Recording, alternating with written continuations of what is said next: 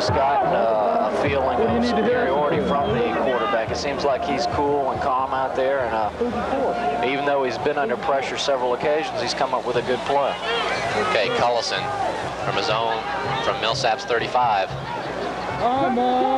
Running left, coming back right. He's in big trouble. Cullison with a big loss. I've got to wonder where his offensive blocking was that play. It seemed they might have went out somewhere else. May have been a busted play. Coach, in the first year in 1979, the season ended up with a record of 6-2. Then you turned around and came back the second year, and the record was, some people thought, a disappointing 4-4-1. But people just didn't realize a couple of things like a tougher schedule and playing some Division II opponents, and also the fact that you had to go on the road. You know, is that some of the reasons why the team didn't have what was considered maybe a spectacular season like the fans were looking for? I think the thing that hurt us by jumping to the type of football teams that we were playing, I think we got into the middle of the season, and I think that our young athletes really got physically beaten. They were physically tired because of the caliber of teams we were playing back to back. And right in the middle of the season, we took 2 long trips back to back, which was a very difficult, 2 very difficult trips for us. And so I think a combination of those things, I think, were the reasons for the type of season we had, finishing up with a 4-4-1. In his first season as head coach of the University of Central Florida football team, Don Jonas guided the Knights to an impressive 6-2 mark. Yet in the second season, the Knights finished with a mark of 4-4-1. Tonight we'll take a look at some of the factors that played a part of that season. We'll also look at the perspective of 3 players of the University of Central Florida football program: halfback Mike Stapp, linebacker Billy Giovanetti, and tight end Mike Williams, who give their views on the problems that were faced by the coaching staff of the University of Central Florida football program. First of all, we played, 3 or 4 Division II teams, and we're Division III. This, they give out 40 scholarships, and we don't have any scholarships. They go, they get the top gritters around the state. For an example, the Millsaps game, we should have won the Millsaps game. We had the ball in the field position with 1.5 minutes to go and fumbled it away. We were in field goal range on the 20-yard line and could have won it in the last minute of play. The Miles game, we tied that ball game 11-11. We should have won that ball game. We had a situation where we ran a play at the end of the ball game where we got the ball down to the 28-yard line. But there again, we didn't do the job that we were supposed to do as far as the kickoff and the lateral on the kickoff. The guy was forward, so therefore we had to bring it all the way back. That little bit of dissension that we had hurt us, and I thought that was, personally, I thought that was totally uncalled for. That was just sour grapes from a couple of guys who had the potential and the size to be excellent ball players and thought they should be playing, but they didn't want to produce in practice. If you don't produce in practice, there's no way you can expect to be put in a ball game when a coach isn't going to know what you're going to do then, if you're going to lay down then, if you've laid down in practice, or if you're going to put out then. Now you take, for a matter of 3 points, we could right now be 7-2, okay, but we're not, okay? Lose a game 8-7, tie one 11-11, lose another one 28-27. So you can see what I'm talking about, you see? And we didn't have any kind of a decent weight program because of a lack of available equipment. And now we've got that, and that's going to help the team considerably next year. But as far as last year, I think it definitely did hurt us. I know myself, I could feel my strength waning as the season goes on. And in fact, I've read that a physiologist once said that you can lose up to 70 to 80% of your strength, relative strength, not your strength to be able to walk and run and things like that, but relative strength that you have gained going into a season. You can lose 70 to 80% of that by the time the season rolls around, if you don't have some kind of maintenance program. And we had a little maintenance program going, but again, we didn't quite have the equipment to maintain that maintenance program adequately. For some players, like number 21 halfback Mike Stapp, injuries limited their playing ability. Mike, at the University of Central Florida in the first 2 years of the football program, you were the leading ground gainer. But in the 1980 season, you had a couple of injuries, one to your wrist and one to your ankle. Now that UCF heads into the 1981 season, they've got the advantage of a weight development program. Do you feel that if you would have had that same weight development program, would have helped you prevent some of those injuries? The facility they've brought out here is a real nice facility, but the 2 injuries that happened to me, I think, were kind of freak. After football season ended last year, I got on a Nautilus weightlifting program. stayed on that program throughout up to the football season started. And the ankle is just one of those. When I tore the ligaments in it, it's just one of those things that happen. Whether myself being in shape as it was, it probably could have been a lot worse. But with the facility they have out here, it's definitely going to help rehabilitation. And, of course, Knight quarterback Mike Cullison had his views after the Emory and Henry game when he spoke with WUCF-FM's Marty Fisher. Coach Jonas walks over and he said, ask him what happened when he chewed him out. What happened? We were down the goal line, and I got to delay a game on a quarterback sneak. The ball was right on the goal line. I mean, the tip of the ball was on the goal line.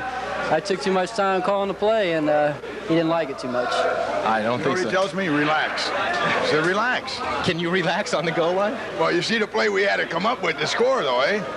But he came right back, and he executed it to perfection, and we got the 6 anyway. But, now you know why we get ulcers. Coach, they shot me. And while the problems of last year can't be rectified, changes are now underway to improve the UCF football program. In part 2 of UCF Football, Looking Back and Looking Ahead, we'll examine some of those changes being made for next season. I'm Vince Cotroneo reporting for Postscripts. Jackson 10, Mississippi win the ball game 8-7.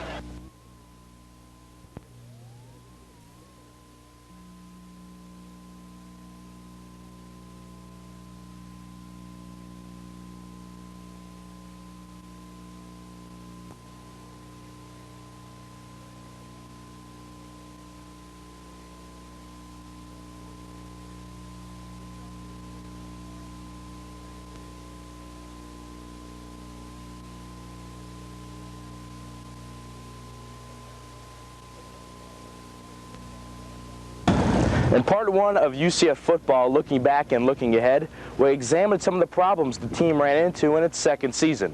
In part 2, we'll look at some of the changes that are being made for the 1981 season, including a new weight program and new coaches. Also, we'll hear from head coach Don Jonas on his role as recruiter for the UCF football team. A feeling of superiority from the quarterback. It seems like he's cool and calm out there, and even though he's been under pressure several occasions, he's come up with a good play. Once they've got this air attack down pat, then they're going to go back to the ground attack. It'll be 1st and 10. Cullison again back to pass.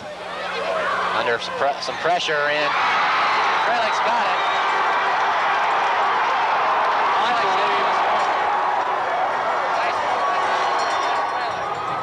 Coach, the team goes into the 1981 season, the 3rd year in Division III. After that, you have the option to move to Division II. Again, you still don't have the spring practices, and that doesn't give you the ability to see what you have in the spring to plan for the fall. So, still as a Division III program, what are you and your coaching staff doing to keep the Central Florida athlete, or even keep the Florida athlete at home and have them come to UCF? Well, after 2 years now, Vince, most of the athletes in the state of Florida pretty much know about the University of Central Florida now, and we're not going to get the blue chipper. We're going to get a rare blue chipper who can develop into being a blue chipper, who's a young athlete, an athlete who's 16 years of age, who's graduating from high school, that has good size, but has just really not developed yet. A lot of the major schools will stay away from him. They won't touch him. Mike, talking about some of the athletes that stay in the Central Florida area, you yourself graduated from Bishop Moore High School, then went to a couple of offers up north and finally came back down to Orlando and finally played at UCF. Going into the next few years, some of the high school seniors that will be graduating, what kind of opportunity do you feel that UCF has to offer some of those athletes to play football in Orlando? After I graduated from high school, I went to Georgia Tech, and I was more or less a walk-on there. I had a lot of other small scholarship offers, like the Presbyterian schools like that. And when I had left there, I had more or less put football behind me. I just, forget it, and it's a good part of my life, and just see, forget all about it. And being here at the university, and when they developed the program, it just, was a great opportunity for me to play again. It's something I really didn't realize how much I missed until I started playing a second time. So with the program they've started out here, it's been super for me. I've met a lot of great people, and I've got a lot out of the program. When you came to UCF and you heard about the football program and you got involved in it, did you Did you have any expectations coming from like a big school like Florida State where you? No, I just wanted to go out and do the best that I could and enjoy it. You don't get too many chances to play a sport like football. You play it in high school, and you may have a chance if you're fortunate enough to play it in college. And after that, unless you're really a humongous-sized human being, you won't have a chance to play very much more. So I just thought I'd just take the opportunity to go ahead and get it all out of my system and enjoy myself a little more with football while I could while I'm young. The governor of the state of Florida, for an example, Governor Graham, has written a letter to all the major colleges and to our university. And in the letter, he stated that he wants to keep the Florida athlete in the state of Florida and not let him go out of state. And he said that if we are recruiting a young athlete who is looking at another university throughout the state, out of the state of Florida, and we are interested in keeping him in the state, if we will contact him, that he will personally write a letter to these athletes, not telling them to go to a specific university within the state, but encouraging them to stay in the state of Florida to play. So I think that's what we're trying to do. We're trying to give a lot of athletes in the state of Florida the opportunity to stay in the state of Florida, continue their education. It's going to be a hell of a battle. Following a victory over Emory and Henry, the final game of last season, WUCF-FM's Marty Fisher had the chance to talk with Coach Jonas about the weight program begun for this football season. Don Jonas wants to. The greatest thing we got coming, the greatest thing we have right now is we got a $20,000 weight facility at our university now. In a matter of a couple of weeks now, we're going to put the entire football program on a complete off-season weight program. That has been our biggest problem. We just haven't had the facility for the kid to work out on the off-season to develop himself for when he comes back for the season. But now we've got it. And we're going to take the kid and we're going to develop the kid. And you're going to see quite a difference in a football program at UCF. It's hard to maintain the kind of pace that you have to maintain year-round or for the whole season in football. And everybody else who's playing football on the college level, it's a year-round game now. It's not just you play football in the fall. You work on it year-round. You have to work on it year-round. Even at the high school level, they're working on it year-round now. You just have to stay competitive. And we didn't have any kind of a decent weight program because of a lack of available equipment. And now we've got that, and that's going to help the team considerably next year. Make some faces. That's it, Troy. Make some faces. Look at the camera. With the facility they have out here, it's definitely going to help rehabilitation, the strength. The people aren't going to be susceptible to injuries, and I think, in the long run, it's really going to pay off. But with my injuries, personally, I really don't think it would have made that much of a difference. Ultimately, the success or failure of the UCF football program will rest with community support from both the UCF community and the surrounding Orlando community. The players we talked with expressed their views on that subject and the job that head coach Don Jonas has done for the University of Central Florida football program. Well, first of all, one of the big things that you mentioned Coach Jonas does do is get involved in the community. He's part fundraiser and part football coach. And through the community, he's raised a lot of money. He has a lot of connections, which I know everybody knows, which is super for the program. What do you see as far as the future is concerned for UCF football? I think it's bright, no doubt about it. The community seems to be behind it. 4-4-1 was not a very good season, and we still were able to put people in the stands. Now, if we can come back up with another season like we had in our first year and win a majority of our games, with only losing 1 or 2, I'm sure that this community will really get fired up behind us again, because they really started, the ball started rolling in the first year, and people realized we had a winner. And this community loves a winner. It really does, and I think that the future is bright in the community for our football program. I think it's going to advance to the upper levels of the NCAA competition. As far as when it might go to Division I, that's a very hard thing to guess, because Division I is really, really big time. And in fact, I think the school would probably have to be bigger in enrollment before we went to a Division I status. But I can definitely see Division II down the road. And I can definitely see that we're going to have a good team because we have a prime spot. You can't beat Central Florida for a place to live. I mean, when it gets cold in the wintertime, it goes down to maybe 20 degrees on the coldest day, or coldest night, rather. And that's about the coldest it gets. And the rest of the time, it's really nice. It's really nice year-round. And that's a very good thing for pulling down for getting recruits in the state. And plus, Florida is a very strong state for football recruits. You look at Florida State and Florida and Miami, at all the guys they pull out of Florida high schools. And then you look and you've got Michigan coming down here, you've got Ohio State coming down here, you've got Southern Cal pulling guys out of here. It's just a tremendous amount of football talent in this state. And we need to keep some more of it here in the state, and we can start pulling some of those guys that aren't getting those scholarships to Florida and Florida State. We can start pulling them in here. We're going to have quite a good future. You were with Jonas for the first 2 years of the program. How do you see him as the coach and how he gets involved with the community to make UCF football successful? As I was saying, Coach Jonas is he seems to really care about the individual. He's constantly checking up with our teachers, make sure we're doing well, academically. He's just a unique individual that really seems to really care about Mike Stapp as the football player, but he also cares about Mike Stapp as the person. Oh, I think he's great. He made the whole program go around here. Him and Dr. Colburn. He's a really good coach. As a coach, as himself, playing when I was up at Georgia Tech, they didn't seem to really be as personalized. They seemed to more or less treat you like a body. Coach Jonas's coaching, I don't think, was as nearly responsible for a 4-4-1 record as the other outside factors. And you look back to the 6-2 mark, and you could say he did a great job.